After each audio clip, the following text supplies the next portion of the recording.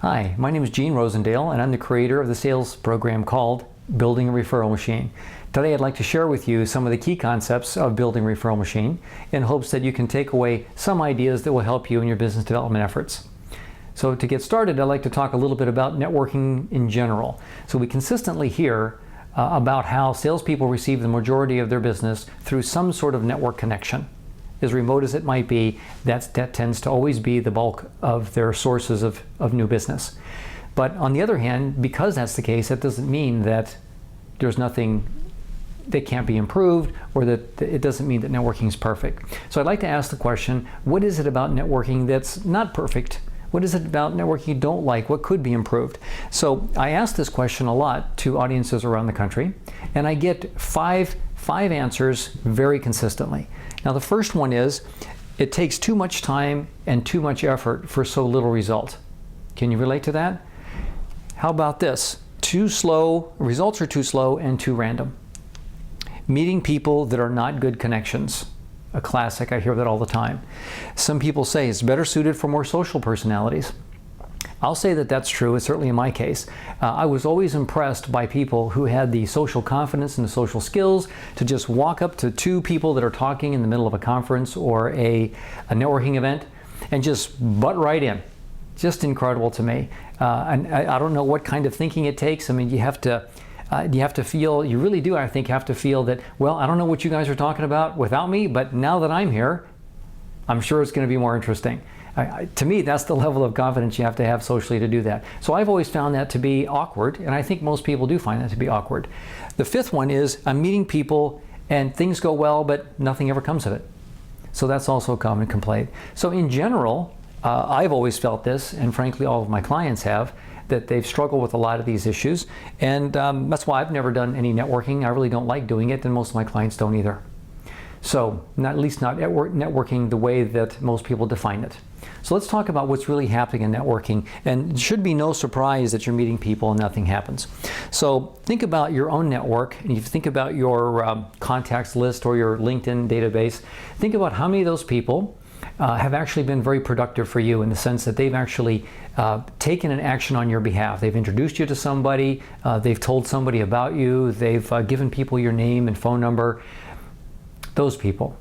That should be a very small percentage of folks. In fact, the vast majority should be people that would fall into this inactive category. People that haven't really done something that's an action on your behalf. And some small fraction can account for almost all the good things that have come out of your network. So let's just say, for purposes of conversation, that it's 5% and 95%.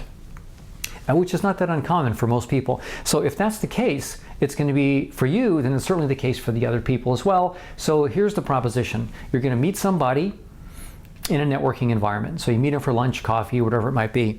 And the proposition here is that, by definition, that 95% probability is that nothing will happen from this meeting. 5% is the hopes that something positive could happen. So think about that. What is it that you have that you recommend to others, or any strategy that you deploy yourself, that has a 95% chance of failure and a 5% chance of success? I mean, think about that. You just wouldn't do it.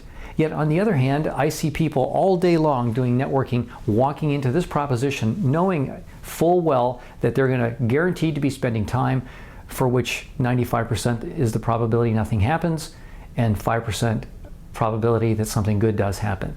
That is the networking proposition. And so I find that very frustrating, and I think a lot of other people do as well. So we need to try to fix that somehow. If there's a way that you could change this to where when you meet somebody that it were almost the reverse, 95%, or let's just even say it was the majority of times that they would put you in their top 5%, meaning that they have every intentions and they will, in fact, do something, take an action on your behalf, like introduce you to somebody and tell other people in the marketplace about you, etc.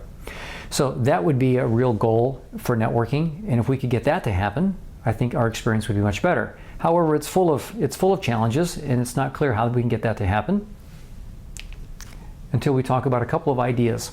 First thing I want to do is to talk about this concept of networking being a farming activity. Have you heard this? A farming activity, hunting activity, that things like cold calling or something like that would be a prospecting activity that was considered a hunting activity. farming activity, spread a bunch of seeds, 6 months later, maybe, maybe not, something comes out of the ground. So that's how most people think about networking in terms of the experience they've received. And we saw the first 5 points listed there of the experience that people have. So what I'd like to do is to suggest that it's quite the opposite of that. That in fact, networking is your fastest path to revenue. You see, the reality is that right now, some fraction of your network, whatever it is, 5%, 10%, some fraction of your network knows of an opportunity that's perfect for you right now. But the problem is, they're not thinking of you. They don't necessarily realize that it's an opportunity that's perfect for you. 3 is that you don't want to take the risk. Well, let's think about that a little bit. This we need to explore. Most people, when they say they don't want to take the risk, what they're thinking about is some sort of performance risk, that the person they introduce doesn't perform well, and then the other person who employed them is dissatisfied, and somehow it's a poor reflection on me. Some implied endorsement of some sort. Well, there's other ways around that, but the reality is I want to focus on the fact that hardly ever happens. Okay, let's just say it's a 1% issue. In other words, people understand that they made the decision on their own, and they'll take the responsibility for it, not an ill reflection on you. On the other hand, there is something you should be worried about. That's the other 99%. And there is a performance risk there that's different. And see, our concern is we don't want to offend them. Well, you introduce them to somebody who's a vendor, and that vendor attacks them with a sales pitch. Well, then they're offended. Now, what's the probability, do you think, that a vendor that wants to meet your clients and you introduce them, what's the probability you think that vendor is going to give them a sales pitch? Yeah, I would say that's probably 99%, and that's really where your problem is. Because our fear is that we're going to somehow offend this person in our network that may be a client, and we don't necessarily want to introduce other folks to them. So really, the thing we have to worry about in terms of risk is the risk of offense, because the person is going to put a sales pitch on them. I'm telling you, anybody you introduce somebody to isn't sitting around their office thinking, God, you know, I've got a little extra free time, doesn't come very often, but I can do anything I want right now, and you know what I would really like is I would really hope a telemarketer called me right now so I can listen to a couple sales pitches, right? I don't think that's what they're thinking. So that's the fastest way to offend somebody, and the probability that you introduce a vendor to somebody in your network that they'll actually do a sales pitch, yeah, I think that's pretty high. So that's the thing we have to watch out for, is that.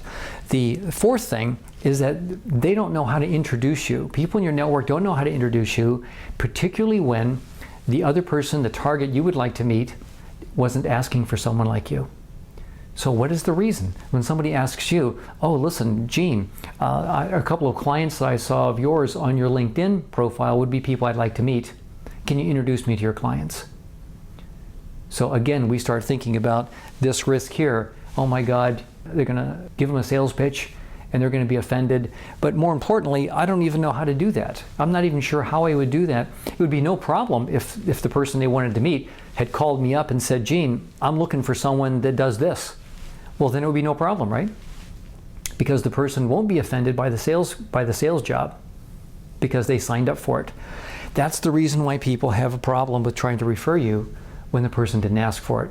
So how can we solve that problem? So it turns out these are the reasons, these are the 4 primary reasons as to why you have a bunch of opportunities in your network right now and you won't know about them.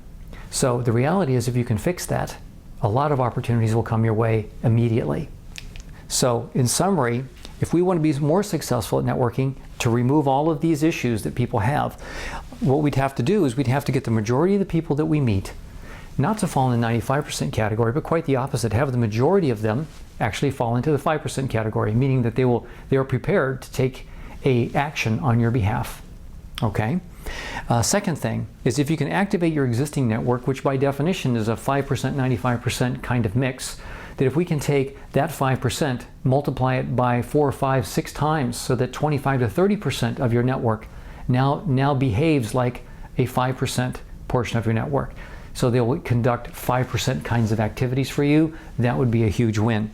If we could get people in your network to be thinking of you.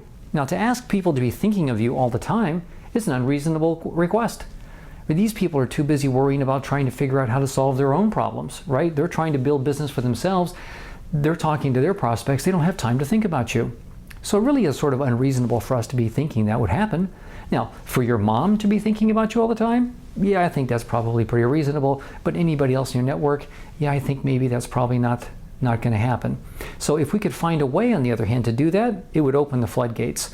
If we could get them to find and recognize the right opportunities for you, and then let you know about them because they feel that you're a no-risk introduction. If we could get that to happen, and if you could get people to understand how they can introduce you to people in their network who didn't ask for someone like you, that would open the floodgates for referrals and introductions for you.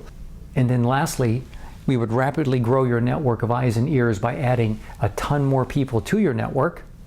That would also help grow your network and increase your referrals. So let's talk about how that can happen. But first, let's make sure that we're being realistic. So if I were to come to you and say, you know, I have this mailing list of 1,000 people that I've collected, and I created this really nice little piece that I can email out. It's a little marketing one-pager. So I'm all excited about it because I'm going to send it out tomorrow. And if I came to you and said, I'm going to do this, and the reason I'm excited is because I can't wait that next week 25% of the people, 250 of them, will respond, and I'll have a lot of new prospects for my business. I think if I told you that, you would say, Gene, I think we need to talk. I think your expectations are a little out of whack. So let's talk a little bit about how good can networking be? How good can your referral network actually be? So let's talk about what that could be. If I were to ask you to think about your historic performance, you know, your history with networking, that on average, for every 10 new people that you meet on any given month, let's say for this month you met 10 people through your normal networking activities, conference, networking events, that sort of thing, business folks. Now, on average, next month, based on your history, how many from those 10, how many introductions do you expect to receive of a profile that you've asked them? Okay, so you describe somebody, what are the ratios? So I'm using 10 because we want to get a percentage out of this. So as I talk to most audiences, and of course the larger the audience the better, because ultimately they all seem to settle in on very consistently on a particular number, especially when I tell them to round up to the nearest whole human being. Usually the answer is 1. So it's 10%. So for every 10 people they'll meet, that they expect that within the next 30 days they'll get one introduction to somebody that meets the description that they gave them. Okay, so 10% is not bad, and these are for people that are seasoned networkers. Okay, it was certainly within 30 days. So the expectation that I want to set for you is that by using some of the techniques that we're going to talk about in the referral machine, the most typical answer to that question amongst people who are practitioners of the referral machine is 10. So it's not 1 from everybody you meet. In fact, half the people will do nothing. On the other hand, it's multiples from the other 5. And you should expect at least 10 people from those 10. So we're talking about a 10-fold impact in terms of network productivity. So that's what we're talking about. So let's talk a little bit more about how that gets done. The first thing I need to do is establish a couple of concepts that are business concepts that I think we all kind of know, but we've got to be pretty clear about which of these things we're going to take forward into this discussion.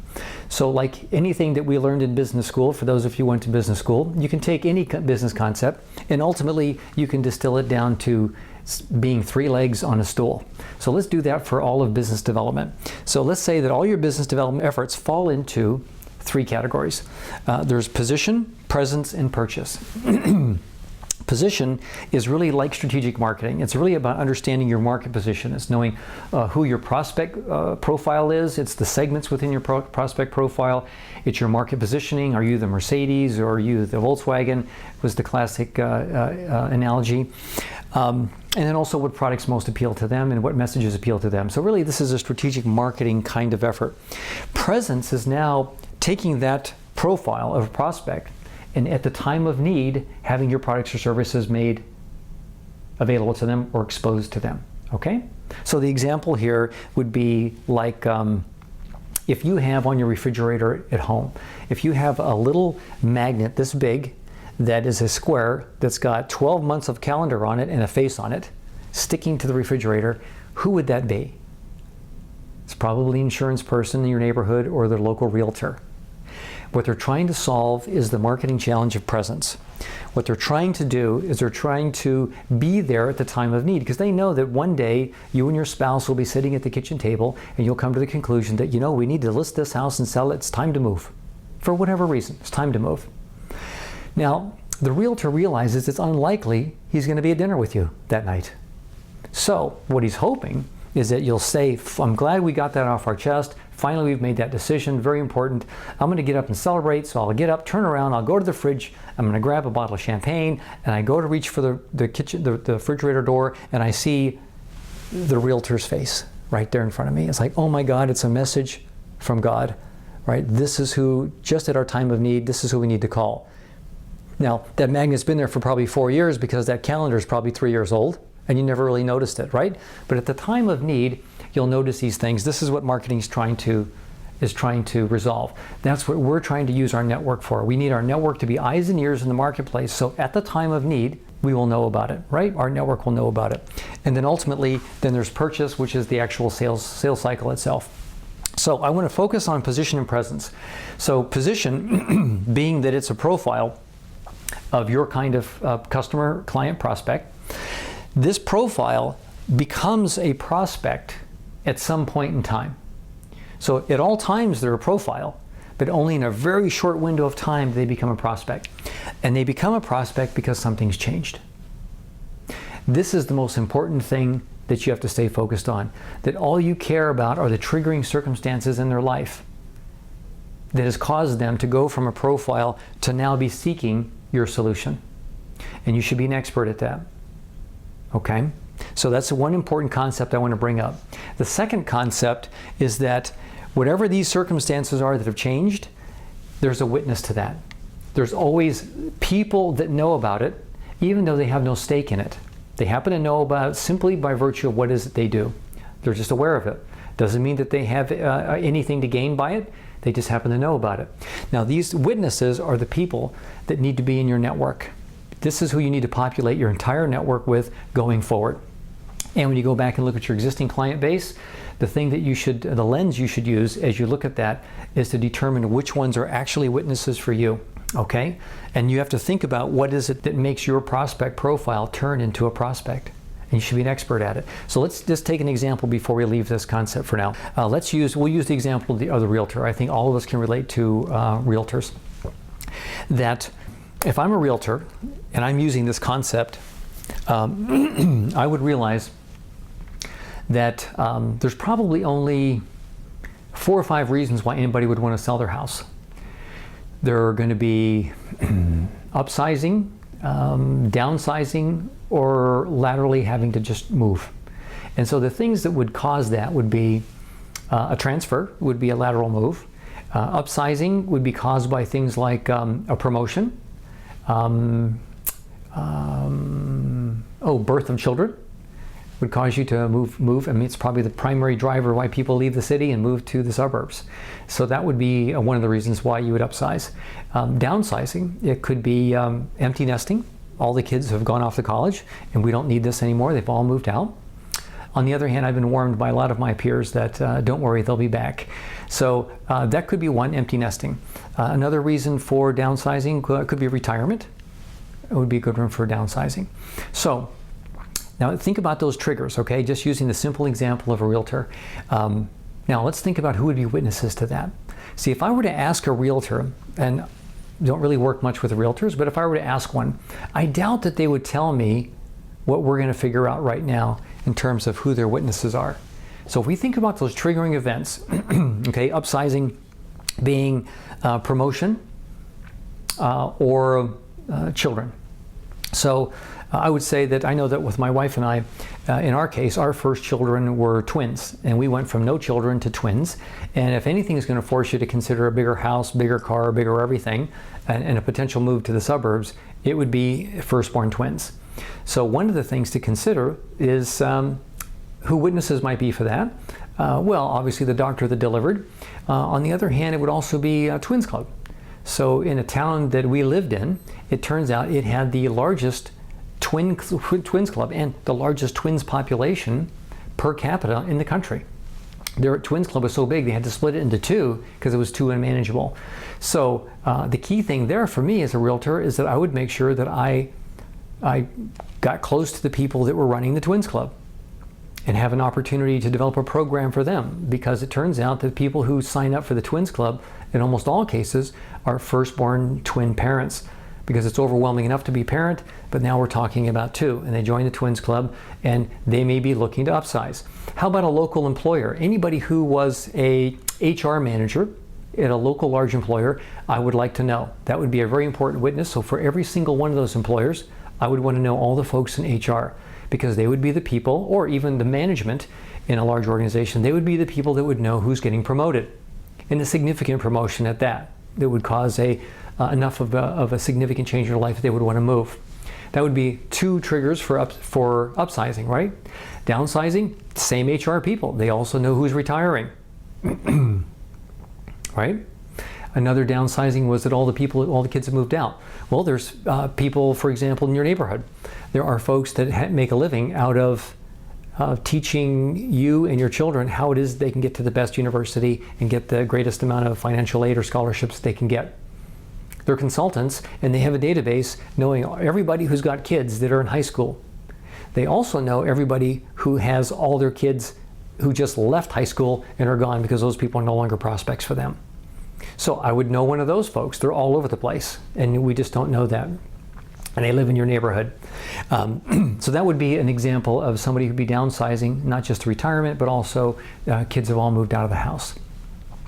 So you see the idea of the witness. So if I were to meet a realtor and I asked them who would be a great connection for you, I don't think they would say highly placed individuals at the local Twins Club or the maternity ward employees. Or I need to meet HR folks in larger employers because I need to know who's getting promoted and who's retiring. They just wouldn't be thinking about this. But this is exactly what you need to think about, because it's so liberating to know that these are the people that are your witnesses, and you know who they are by understanding what your changed circumstances, these changing triggers are. Okay? So triggering circumstances and those who witness that, and this is always a job description. This is always a job description, and this is always a set of circumstances that are changing. Okay? So be clear about those two things. We're going to be using those quite a bit in launching the referral machine for you.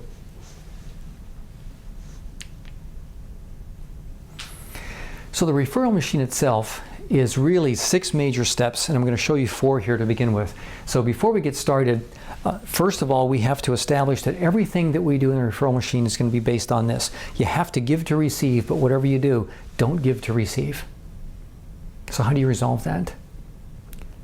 The way we resolve that is that you have to have no expectation of any return. Now we can talk about that in a metaphysical sense, in the ontological structure of the universe, but that's not what we're talking about. Okay, this is a very tactical thing I'm talking about. So you'll have to demonstrate these things first to whoever you're talking to. So you will have to go first, and it will include giving. Not an unusual concept as it relates to networking. So this could be very familiar to you, but we're talking about taking some of these to an extreme. So now that we have that understood, here's the process. Now you're going to start the process with your own network, right? This is the 5 and 95% of people that you've managed to meet over the years. It's a very important group of people. It took you a long time to meet them. The problem is, right, 95% of them aren't doing anything for you. So what we need to do is we need to reactivate those and redefine our relationship with them. So the first thing you do is you'll make contact with them, and there'll be a simple email to them saying things like, well, you know, over the years, you know what I do, and over the years I've had to, as a result, I've created a big network, and more recently what I've been doing is I've been connecting people within my network to each other where it makes sense, and it's turned out to be really good for their businesses. When I was thinking of you, of course I know what you do because he's in your network, right? So as I was thinking of you, obviously I know what you do, but I realized I don't know well enough to know a really good connection for you when I see one. If you're interested in having that conversation, let me know. Simple as that. Don't add anything else to it. Don't make it the back end of a conversation that exists. Don't tack it onto an email that you're already writing for different purposes. Standalone. You need to do that. Nothing in there about you, by the way. Completely magnanimous. It's all about them. Very much a giving, and giving with no expectation of receiving. Now, it turns out that the vast majority of people respond very well to that. Right? It's obviously a lot in their best interest, and you're really asking for nothing. So, and it makes logical sense to them that this is something that you could do, and after all, you are in their network. It might make sense to revisit a connection with you. So a lot of people are going to respond very well to that. Now, the most important thing is that you're going to have a meeting, which could be in person. You decide whether it's a lunch, it's a coffee, or it's on the telephone. It depends on really what your relationship is with that person, and frankly, how strong of a witness are they really for you? How good is the witness fit? By the way, understanding who the witnesses are is very important, because it also makes it clear the other 95% of people that you don't need to meet, because they aren't witnesses fundamentally. Now, we can talk about how everybody you meet, and there's stories we all hear about how remotely possible that a person you meet could have made an introduction for you, but yet it happened. Well, there's a reason why that's a story that's worth telling, right? Because it hardly ever happens. So we want to live in a world of probability, not possibility. So of course, anybody you meet, it's possible that they can introduce you to somebody that's very useful to you, but we really need to operate completely in a world of probabilities. So we want to stick with witnesses, okay? So it makes a big difference. Now, so keep that in mind. Now, we're going to meet with folks. This is going to be a very unusual meeting. Now, it's going to be unusual for a number of reasons. There's another sales program. It's called Creating Trusted Advisor Influence. So we steal a lot of the psychology from that, understanding how it is that people give trust and really what the behavior of a trusted advisor is. Now, we're going to steal a lot of that for this, but you don't have to know how to do that, okay? It's really style points. It makes a difference in terms of the yield, but it's not critical to the machine. So you're going to have some unusual behavior. Let me just say, you just maintain this mentality for now. Just make it about them, right? Don't worry about you. Now, a couple things have to happen. Two things have to happen that are critical. One is that they have to understand the triggering events for themselves and witnesses. They have to understand the concept. Now, most people don't, as it turns out. Now, most of the people, you can talk to them, they may even say to you in a meeting, networking meeting, they might say, oh, listen, Gene, whatever you do, don't send me any salespeople. I know too many salespeople and they don't buy anything from me. Completely wrong mentality, but not surprising. And it's pretty prevalent. I mean, look at the first 5 bullets on the first slide, right? Takes a lot of time. I meet a lot of people, nothing happens. Look at what their network looks like. 95% of inactivity, 5% active. Of course, they don't want to meet salespeople. They just want to meet prospects, and they'll tell you that. Yeah, here's a prospect. Here's my prospect profile. This is what I want to meet. Well, you got to get them to think way past that, and they'll respect you for it and appreciate it. What you're going to ask them to do, simply by asking them questions, you're going to ask them to think this through. You're going to ask them about their prospect profile, and they'll tell you. Everyone's very clear about who their prospect profile is. Then you're going to ask them, well, what is it that goes on in their life that's changed that triggers a need for your services or your products? And they'll think, that's a good question. I haven't thought about that. Which is amazing, right? They've been doing it for 10 years and yet they haven't thought of it this way. But they'll realize that there's a lot of wisdom in it, and they'll thank you for it. So they'll think about that and they'll say, well, it's usually this and it's usually that. And so you're going to help them think that through. Remember the realtor, right? You're going to think through the upsize, downsize, the lateral transfer thing. What are all the real root causes for triggering a need? So you're going to get them to think that through, and then you're going to make the connection for them that now that we know what the triggering circumstances are, let's think about who is it that's present in the lives of that prospect, that surrounds that prospect. Who is it, by virtue of what they do, would be aware of it? Now, at this point, they don't really care, but they would be aware of it. That's all we care about now. That's the definition of a witness. It's by virtue of what they do, they would be aware of the change in circumstances, meaning that theoretically, they would be some of the first people to know about the opportunity, okay? Now, there's going to be another element here is 30-second commercial. Now, this is a tough one because this is another 2 hours, so we're not going to cover that. But I want to give you the essence of it, that most people's 30-second commercial in networking, and everybody has a term for that, elevator pitch or whatever it's called, that the 30-second commercial is almost always descriptive of what you do. Okay, now, and that's the fundamental flaw in a 30-second commercial. That is not what you want them to understand about you. So people think, well, the more they understand about what I do, the higher the probability they'll be able to introduce me to somebody, or the higher the probability they'll recognize an opportunity for me. Actually, that's not true. It turns out the more you try to explain and in more depth you try to get them to understand it, the less they're listening, and the more words you use, the more you're diluting the message. The reality is that while they're doing what they do, they're not going to be able to think about you in that way. So we're going to take advantage of another way that the mind works. Let's use this analogy. So, for example, you've decided that you want to buy a particular car. You're in the market for it. You've been looking around at cars as they drive by, and then one day it just strikes you. Oh my God, that's it. It's the right size, the right image, the right utility, everything about it. That's the one. In fact, it was even the right color. So it strikes you that day that, my God, that's the one. Now, you go about your business the rest of the day. What is it that you start seeing all of a sudden? You start seeing that car? All of a sudden that car is everywhere, isn't it? You're driving around and they're just everywhere. And yet you didn't see them yesterday or the day before. So they were still on the road yesterday and the day before, but you see the way the brain works, that there was no filter that you opened up to let that in, okay? So what we have the abilities mentally, as I think many of you know, we have the ability physically to see 1 million data points in a single instant. We just can't recall it all, okay? So actually it's in our brain, we just can't recall it. Now what we do is we filter everything dramatically, and so we can filter to index and recall just those things that we've concluded are relevant in our lives. So that's what we're trying to do here, is we're going to make us relevant in their life, just like the day they decided that car was relevant to their life, and now all of a sudden they see it. More importantly, and this is the biggest part of it, was that the rest of the day when you started seeing that car, you weren't actively looking for it, okay? You weren't driving around saying, find another one, oh, look for another one. You actually started driving around minding your own business and paying attention to driving and thinking about everything else you think about, usually when you're driving. And then what happens is, one comes by, and then all of a sudden, it's triggered. You're like, oh, there goes another one. You go back to thinking what you're thinking, one goes by, oh, there's another one, but you weren't looking for it. Now, this is the people in our network, okay? They're in the same boat. They are not looking for you, and it's unreasonable for us to ask them to do so. Now, on the other hand, we can take what we do, and using this psychology, there's a way that you plant what it is that you do and what a good opportunity is for you. You can plant it in their mind in a way that when those triggering circumstances arise, they wake up and they think, oh, this is something for Gene. And they don't have to hardly know anything about what you do, and it still works. In fact, the more that you tell them about what you do, the less it works. So the idea is to stay focused and have the least amount of words dedicated to just these seeds. And there's a very scientific way in which you can implant those in people's heads. As a result, your 30-second commercial sounds very different. Okay, and there's slight variations on the theme depending on who you're talking to, because there's a variety of people that you'll meet in your network.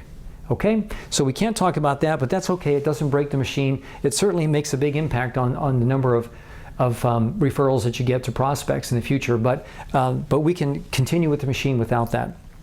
Now, you're going to have to coach your connections. Now, it turns out that as you meet these folks and you get them to understand that witnesses are really good for them through the logic, because they see the logic clearly. Here's my prospect profile. This is the change in circumstances that triggers a need for me, and here are people that witness it.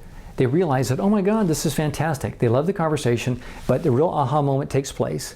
Now, most important is that they realize that meeting maybe that salesperson that they would otherwise say, don't introduce me to salespeople, they can't buy my stuff, that they start to realize, now wait a minute, if the person's a witness though, I probably want a lot of people like that in my network. And that's what you'll say. You'll be saying things like, well, who is it that witnesses? They mention a couple of job descriptions. You say, well, it would seem to me. Then you would want to know as many of those people as possible, because they would be eyes and ears for you in the market. And the person says, yes, absolutely, fantastic. Now, the reason this is so important for us is that this whole purpose of these first 4 steps, which you should think of it as one step, because if you did these 3 and didn't do this one, then nothing happens, okay? It's just the same result that everybody always gets. So what we're doing is making sure that we can make an introduction. Now, if the person tells you, I only want introductions to prospects, at the time of need, right, when the presence moment is there, well, you're not going to be able to hardly ever introduce anyone to anyone, because that person's a prospect for a little window in time, and the probability you've got one, very low. On the other hand, the probability that we want to do this and make an introduction is important, because it's the ultimate demonstration of a 5% behavior. That's what we need to do. That's the part of going first, okay? So we have to give them that which we want and which people in networking hold in highest regard. It's an actual introduction. Now, it doesn't have to be to a prospect. See, if it were to a prospect, the probability you could do it would be very low. If it's to a witness, the probability is over 100%. It's 300 or 400%. You have 2 or 3 people that meet the job description of a witness that this person's going to identify. Okay? Think about that. In the beginning, it's hard to see it through that lens, but once you get the hang of it, you'll go back and look at your contact list, and you'll see you have dozens and dozens of witnesses for almost everybody else in your network. Okay? So the key is they've got to appreciate and understand why it is that they need to meet another business development person, another salesperson, because you have a ton of those in your network, and those are very easy to introduce to each other. Take anybody who's a business development person in your network who is a witness for the person you're talking to. And by the way, because someone's a witness, by definition, it's reciprocal. They're a witness for each other by definition. That's the beauty of the logic as well. So that person will be dying to meet this person just as well. And so you now have a 100% probability you can actually execute a 5% behavior. That's why this works this way. Now there's a little coaching that goes on in some cases. I don't need to bore you too much with it. It's probably worth mentioning that 90% of the people that you'll be doing introductions with will be business development kind of people, salespeople, and 10% will be somebody's target. And the target ones are very interesting. They're much more difficult, and you have to be very custom. There's a whole other science of how it is that you make those kind of introductions and under what circumstances. But let's just stay focused on the 90% that you will make an introduction. And on average, you want to make 3 of them for this person, which will be easy to do. You'll see. If you just know 30 people in your network, you'll be able to do this, assuming that there's 30 people that are witnesses for you, meaning that they're whatever they are, accountants, or they're lawyers, or they're school teachers, or whatever the witness profile is for you. So you'll make the introduction. You'll have 3 of them. You won't do them all at once. You'll do one today, and then you'll do one 2 days from now, and then do one 3 days from now. And you can just do it all at once and just put it in like delay delivery if you use Outlook. Or you can just put them in drafts, and then every 2 or 3 days just send a bunch of them off. Okay, like Johnny Appleseed, you'll just be sprinkling goodness. So the key is that when you do that, and there's a whole other science as to why you don't do all 3 at once, but you do 3 over a week, which we don't need to get into, but the key is you make the introduction. Now what's going to happen here is that 50% of people in your network, and people that you'll meet, that you'll make introductions for, 50% of them will reciprocate. 100% of them will say thank you so much, this is incredible, thank you, you've been so generous, and thank you for helping me see the light here, and then thank you for actually following through doing a 5% behavior, which almost nobody ever does. In fact, 5% of people do that, so you're in my 5%, thank you so much. Okay, now 100% will thank you. 50% are born with some sort of reciprocity gene that we talk about all the time, that thank you is not good enough. It's like, oh, thank you, Gene. There must be something I can do for you. Another reason why, in going first, that what we wanted to give was an introduction, because we wanted to establish the activity, the currency called an introduction. We also wanted to use a format. There's a special format that you would use that is just boilerplate for us. That has a fair amount of psychology in it, so you don't want to alter it much. But there's a certain way that you make the introduction so that it sticks and both people do meet. The probability that they meet is multiplied if you do this right. Now, more importantly, is that when the other person says thank you and what can I do for you, what you have to do is you have to be able to make it easy for them. So what you're going to do is so first of all, reciprocity works this way, that the first thing that comes to mind is to reciprocate, not just to reciprocate, but to reciprocate in like kind, which is why the actual currency we wanted to use was an introduction, because the first thing that comes to mind for them, oh, there must be somebody I can introduce you to. So they default to the same thing. Secondly, you're going to say, oh, and by the way, make it easier for yourself. Don't try to reinvent the wheel. Just that introduction letter that I used, just use the same thing, just change the names. Mainly, we want them not to screw with it because there's just too much science in it. So they will use the same thing, and you'll tell them to go ahead and introduce me to somebody who meets this particular profile. And so you're not confused about who your witnesses are. And at this point, you've already educated them. Once again, you went first. You also educate them on the concept of triggering circumstances. You've given them a 30-second commercial in a way that plants a seed in their mind. And so when other people come to you and say, how can I help you? Who can I introduce you to? Right? You're very clear thinking about your triggering circumstances and who your witnesses are. You've already taught them what the logic is, and you've also planted a 30-second commercial of a different type in their mind. So now, while they're out running around in the marketplace, they're much more productive for you just because of the 30-second commercial and the way that you planted those seeds. But most importantly, they understand this logic, so you can quickly just tell them, these are the triggering circumstances for me, and this is the kind of person that is aware of those kinds of things. I generally don't use the word witness or propose you use the word witness or teach anybody these terms. It's really just the concepts. So you'll be able to do that. Now what'll happen, remember, this is a person from your network who's done nothing for you, okay? So you'll do this and they'll say, oh my God, thank you, again, 50%. They'll say, can I introduce you to somebody? You'll say yes, and here's the profile. So anytime anybody introduces you to somebody who is not a prospect profile or a witness, that is your fault, right? Because they've asked you what would be clear, what would be a good introduction, and you're very clear about what that needs to be. And if you don't, it means you weren't clear, okay? So you will actually always get introduced to witnesses. And now what this person will do is they'll introduce you, you'll receive the introduction, and you'll do exactly the same thing. Okay, so the way this works is that now you're going to make contact with that person, and you're going to tell them that same kind of thing, slightly different in the sense that it's happy to meet you, and would love to learn more about your business and understand how my network of clients and contacts might be of use to you. Again, it's all about them, very magnanimous, not about you. Probability they want to meet, extremely high, especially put that way, and then your meeting is precisely the same thing. You got to get them to understand this idea of triggering circumstances and witnesses to those triggering circumstances, and you're going to plant, once again, your 30-second commercial into their head, because as they go off and run around the countryside, they become solid eyes and ears for you, far more productive than the people normally in your network. So now this person is going to be surprised at how impressive this is, a very important meeting, how impressive this conversation was, and probably if you start to do this aggressively, in 30 days you won't be able to meet people anymore unless it's with great exception. You'll just have to start doing this on the phone, because this just opens the floodgates. You'll have too many people that are going to be introduced to you. So that's just the reality of it. So you'll take about a month to figure out how to do this well in person. And it takes that level of expertise and experience to actually be good at this on the phone. So you'll start setting up half-hour meetings on the phone.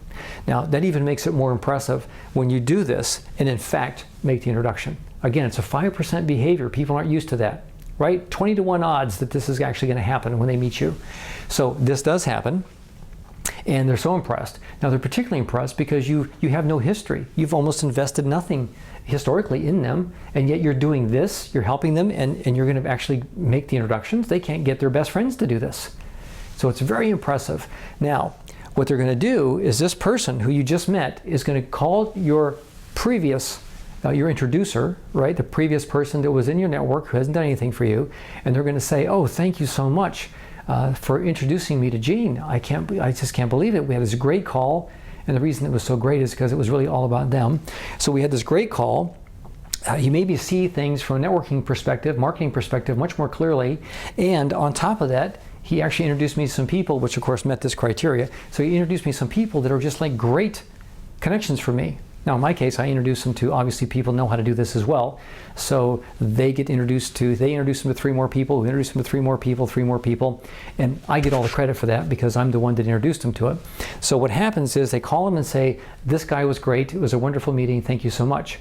Now what will happen is that they'll receive 1, 2, 3 introductions, and what will happen very commonly is that 3 or 4 or 5 days later, they'll call your introducer back and say, you're not going to believe this, but he introduced me to like 3 people, just fantastic, and even more importantly, you're not going to believe this. He introduced me to people who were introducing me to a bunch of other people. And they're going to say, where did you find this guy? Where did you find these people? It's like a whole vein of people. They're the most wonderful networking people that I've ever met. Now, the original introducer in your network is going to think, I didn't, all these years, I didn't know what I was missing here. Now, what they'll do is they'll say, I should probably try this again. So you've introduced them to 2 or 3 people already, so now they're feeling, if they've got the reciprocity gene, they're feeling a need to continue introducing you. They introduce you to another person. The exact same thing happens. That person calls back and says, oh, it's incredible, thank you so much for introducing me to Gene. Now your original introducer's thinking, my God, I didn't even realize that, what I was missing all this time. So now they become much more active in your network and they start to play. You start to introduce them to more folks, they introduce you to more folks because you have an unusual number of witnesses.